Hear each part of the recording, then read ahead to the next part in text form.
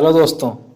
पिछले वीडियो में मैंने आप लोगों को बताया था कि क्यों अधिकांश लोग अपने काम में लगातार फेल होते रहते हैं। वे समय बीत जाने के बाद भी काम पूरा नहीं कर पाते हैं और फ्रस्ट्रेशन महसूस करते हैं।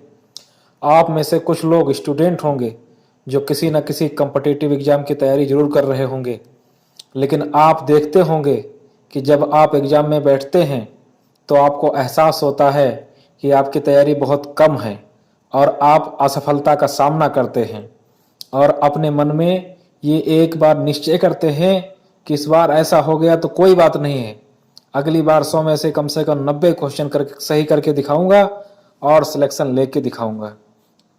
लेकिन अगली बार जब आप पेपर देने जाते हैं तो आप फिर अपनी तैयारी वहीं पर पाते हैं और वैसे ही तैयारी पाते हैं और एक बार फिर फेल हो जाते हैं। उस समय आपको बहुत गुस्सा आता है और आप फिर डिसाइड करते हैं कि कुछ भी हो जाए लेकिन अब की बार एग्ज़ाम ज़रूर निकाल लूँगा।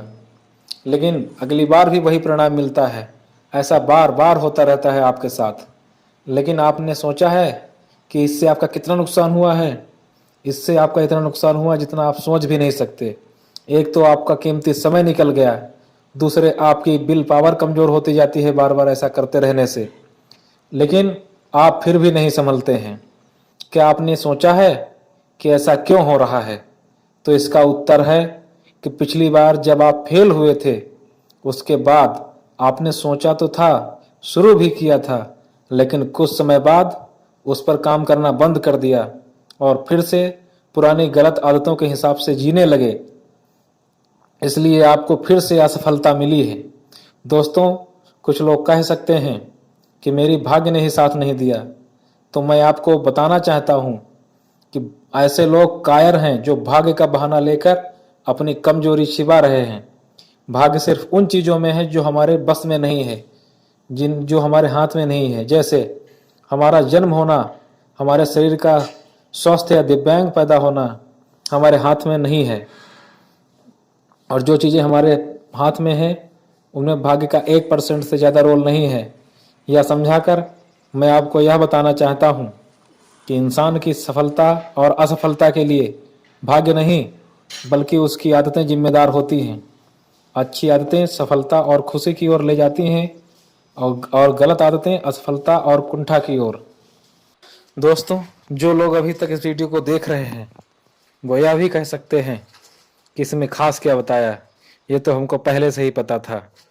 तो मैं आपको बताना चाहता हूँ कि पता तो हमें सब है कि हम कहाँ पर और किस आदत की वजह से ही फेल हो रहे हैं, लेकिन हम उस गलत आदत को सुधार नहीं पाते हैं और अंधे होकर उस आदत के अनुसार जीते चले जाते हैं।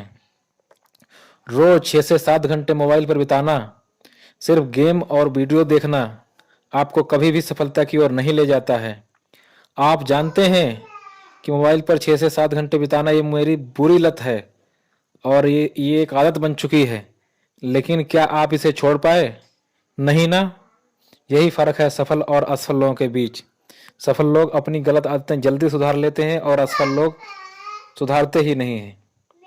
अगर हम अपनी गलत आदतें सुधार लेते हैं तो हम सफलता की ओर जाने लगते हैं। इसका समाधान क्या है? कैसे गलत आदतें सुधारी जाएं? तो इसका सिर्फ और सिर्फ एक ही इलाज है और वो है डिसिप्लिन, यानी अनुशासन। जब तक हम अपने अंदर पूर्ण अनुशासन नहीं लाते हैं तब तक हम गलत आदतें नहीं बदल सकते। और ये सब बातें मैं आपको अपने अनुभव से बता रहा हूँ। अब आपको क्या करना है? आपको करना यह है कि आप जो आपको नहीं करना है वो सुनिए। आप अपने ऊपर अनुशासन को एकदम से ना ला दें।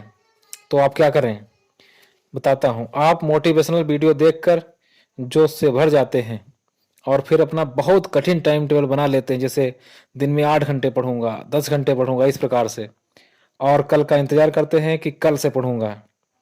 अगर मैं यहाँ तक सही हूँ तो एक और बात बताता हूँ कि आपका टाइम टेबल मुश्किल से 1 या 2 दिन ही चलता है, बहुत ज़्यादा तो 1 हफ्ते, इससे ज़्यादा नहीं।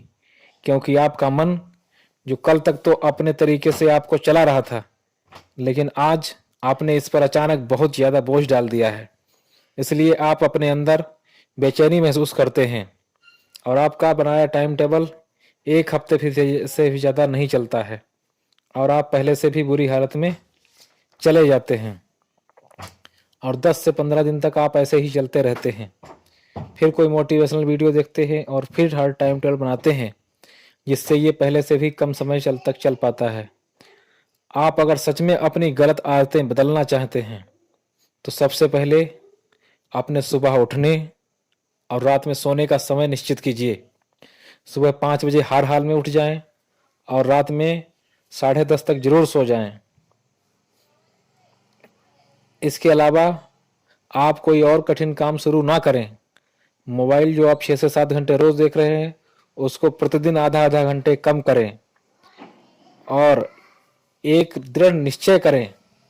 निश्चय भी यह करें कि कुछ भी हो जाए रात में 10 बजे के बाद मोबाइल का इस्तेमाल नहीं करूंगा। अगर कोई कॉल आता है तो अलग बात है, नहीं तो सिर्फ गेम देखने और मज़ेदार वीडियो देखने के लिए अपने मोबाइल का इस्तेमाल नहीं करेंगे। और इस आदत को बहुत अच्छे से विकसित करें। कम से कम 15 दिन तक इस आदत को अपनाएं कि जो है सुबह 5 बजे उठें और रात में 10:30 तक सो जाएं।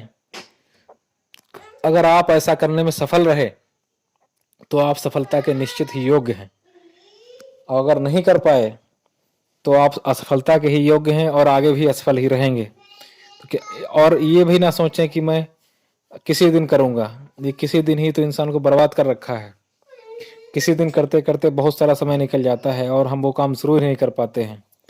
तो आप क्या करें, आप अभी से टाइम टेबल बनाएं और टाइम आसान बनाएं, जो भी बनाएं बहुत आसान बनाएं। एक आध काम ही निश्चित करें अपने लिए, लेकिन सुबह उठने और रात में सोने का समय जरूर निश्चित करें और उसी के अनुसार प्रयास करें। लगातार 15 दिन तक करने के बाद आप देखेंगे कि आप में ये आदत विकसित होने लगी है। और अगर आप में फिर आदत विकसित होती तो आप छोटे छोटे और टाइम टेबल बना सकते हैं और उनको पालन कर सकते हैं। इस वीडियो में इतना ही। जय हिंद।